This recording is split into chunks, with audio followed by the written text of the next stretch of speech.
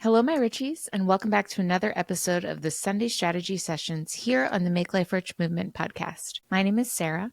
I'm your host. And in today's episode of Sunday Strategy Sessions, I'm going to talk to you about some crazy coincidences, signs, and other spiritual things that have been happening to me over the last couple of weeks, and especially the last few days, and where I'm leaning with it.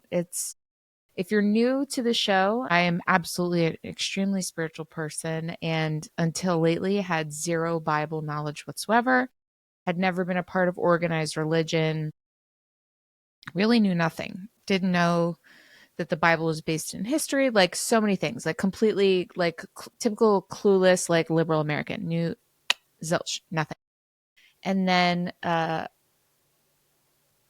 dad passing away certainly left a really big void that I felt like I knew I couldn't fill, but I wanted to be able to, say, transform myself through in the journey to get closer to him. And I knew that religion, or at least God, and getting to know God better was going to be an avenue for that to help happen. However, I did and did not start at the point of getting to know the Bible kind of shortly after he passed away. So I guess that's where I'll pick it up, kind of where it makes the most sense. There were moments within the last few days of my father's life that were extremely impactful, and I'll leave those for another episode because I still am really processing them myself. And they do, in essence, feel like breadcrumbs that have been left in my past for me to kind of pull from now into my present, think about, ruminate on, and then move forward into my future with them. After my father passed away, within the immediate first days, I was just in complete and utter shock. I couldn't really do much of anything in terms of trying to connect with him or reach him. Within the stages of grief, there's some pretty typical ways in which you may try to reach out, especially if you're a person without any kind of faith background or spirituality or any kind of religious experience or journey within your life. And I found these grief stages just really knocking the piss out of me. There was no reprieve from what felt like blow after blow. And in a way of just desperately trying to get a hold of my dad and commune with him in any way possible. I was getting deep into meditating. I was doing visualizations. I was learning about transcendental meditation. I was trying to get my hands on all the psychedelic books I could read. I was microdosing mushrooms, which I love doing and will continue to do. But at this time, it was also really helpful for my grief. Me personally, this is not something that will inexplicably apply to you, so please use your own discretion. And, I would do bigger trips and just try to find an avenue for my dad to reach through and be like, "What's up, bro? I see you." But it never happened. And then I started to get desperate, and I would just beg for him to come to me in my dreams and just tell me he was okay and show me where he was. I would say every night, "Dad, show me where you are in your dreams tonight. Let me come with you through the universe and ride the stars." And it's a beautiful thing to say, but at the time it was truly so heartbreaking to go to bed every night praying that and it not happening. And it kind of further exemplifying the fact that I had no more of a concrete connection with my father, who was my best friend. It led me to despair, understandably. And then that despair led me to, within the first week or two after his passing, kind of my husband's being so sweet, so kind during this whole time period. I wanted to go to a church. We found a Unitarian church. I thought that might be best because I was baptized as a baby, but I was in no way, shape, or form, I guess, welcomed in the church in a regard of belonging to any kind of organized religion. So we went to this Unitarian church that was on Rittenhouse Square in Philadelphia, just one block off. And I remember just sinking so much weight and hope into this being the Band-Aid that I had been looking for to help me with the deep, gaping, bloody wounds that were on my soul after losing my dad. And the service was great, and it felt like maintenance for people that go weekly, and I needed a revelation. I needed God in that moment to bring my dad to me and let me know he was okay.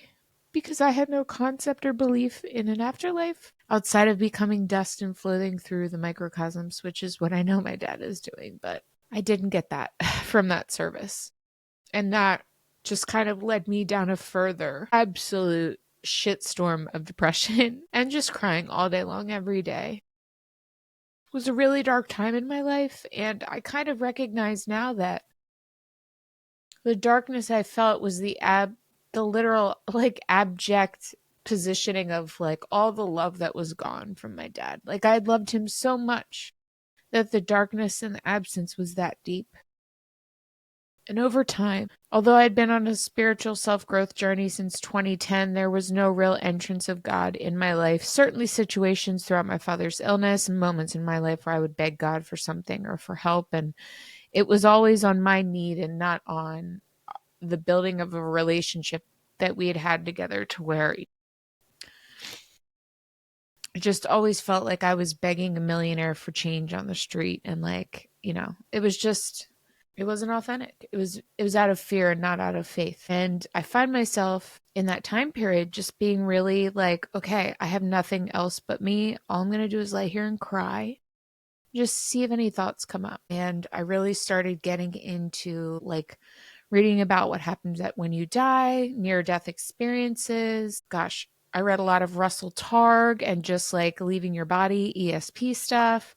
I was going every which way, and all of it just kept leading me to wanting to know more and more about the mysteries of life. And there were so many topics this took me through. Joe Dispenza with quantum physics and rewiring the neuroplasticity of your brain with your thought and your emotions and your feelings, and like seeing something and feeling what you feel when you're seeing that thing and making it come to life, and working so deeply on just reading more about psychology and how I'm put together and the mother wound and intergenerational trauma and epigenetics, and just completely eviscerating so much information, all in the quest to be able to get closer to understanding where my dad was at. Is he okay? Is God real? Is the universe like this all-seeing being thing? And all of this self-growth work and all of the reading and the journaling and the meditating and the visualizations and hours and hours of hot yoga classes for a year after he passed to just wring myself clean every day really were the faith work I needed for my soul. And I really do believe that it had to happen in the exact manner that it did for me to be at a place at my life now at 39, I'll be 40 in a few months, where I am very certain of the place in my life that God occupies. And I now know that I've always known. I just didn't have a name for God. And I thought of God as the universe and as nature. And that was kind of how we were raised. And although that's so beautiful, at times it felt very alone, especially in my younger years of life, where I was just shouldering so much emotional and mental responsibility for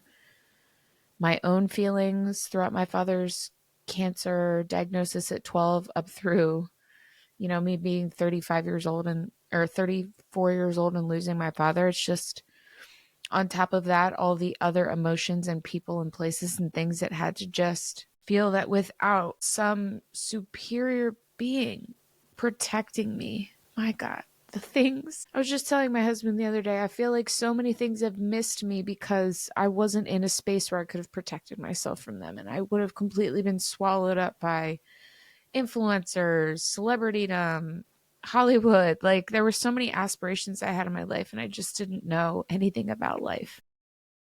And I feel like now I have such a firm grasp on who I am, what this world is about, that my dad is in a good place and he's not alone. That the revelations he made before leaving here were meant for me to hear, and that they were impactful beyond measure. And like all the other breadcrumbs in my life, it's led me to this beautiful moment right here and right now. And I've been trying to cultivate what feels like a really authentic friendship with God. I ask just questions and like, hey, can you just send me a friend that knows more about this than I do, that can teach it to me in a way that I understand? And been trying to get together a walking date with my friend Katie, and We just last minute were like, yeah, let's do it. Okay, I'll be at your house at 8:30. And I had no idea she was religious in any regard.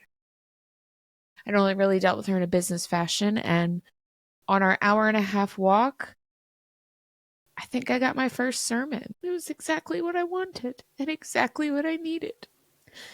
And it was given to me by someone I deeply admire and enjoy and respect. Now, even more, knowing that she has moved through her life with grace because of her relationship with God.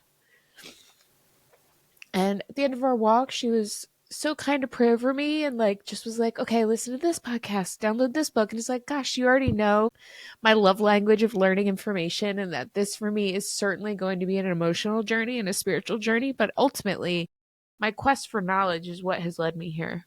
And just wanting to know things that, as a 40-year-old woman, I should know about what's in the Bible. More than half of the world does. It's been really interesting. I've been following the Hallow App's Bible in a Year podcast. I listen to 4 or 5 episodes a day, so I'm quite far ahead for what the year is presently. And I just find myself being so amazed at the amount of history, being like, oh my gosh, that's where that saying came from. Oh my gosh, that's where that conflict started. Oh my gosh, this place, that place. I love history shows. I love Ancient Aliens. They always have so many amazing documentaries from Jesus's time and beyond, and Egyptians. And I already knew so much of this information. So to now have parts of the Bible that I've gotten through so far to complement that, I do feel as though I have a bigger picture of what more than half of the world understands. And I do see how not having this information, even if you don't take it into your heart and run with it, can be a little bit alienating and detrimental to you having a broader perspective and understanding of the world and its counterparts and how things play together. And ultimately, what is at the very bottom of all of those words in the book is for you to live a good, honest life and to love people and to spread love and be love. And I can get behind that. At present, this is about where I've visited so far in this whole journey. I've read a crap load of books. If you've been following along, you've seen that. A ton of books about Jesus and just the history of the time, and just kind of breaking it all down in a way that makes sense for my brain. If you have any books or any podcasts that you recommend, if you're on this journey as well, or if you've been on this journey before and you're like, hey girl, I got some resources, send them my way. Please drop them in the either comment section on Spotify or in the comment section on YouTube. I want to thank you guys for being so open to just sitting here and listening to me talk about what has been a really beautiful time. I think if you find yourself in a place to where you want more from life spiritually and you're ready to get a little bit in the thick of it, then, you might want to tune in on Sundays, because every now and then I'll be giving a recap of where I'm at and what I've learned and how I feel it affects me. And I'm just really excited about it. It means the world to me to have you here listening, and I can't wait for you to tune in to our episodes this week. We will have a beautiful interview for you on Thursday. On Tuesday, you're going to have another solo episode with me. I want you to have the very, very best week ahead. And as always, make life rich.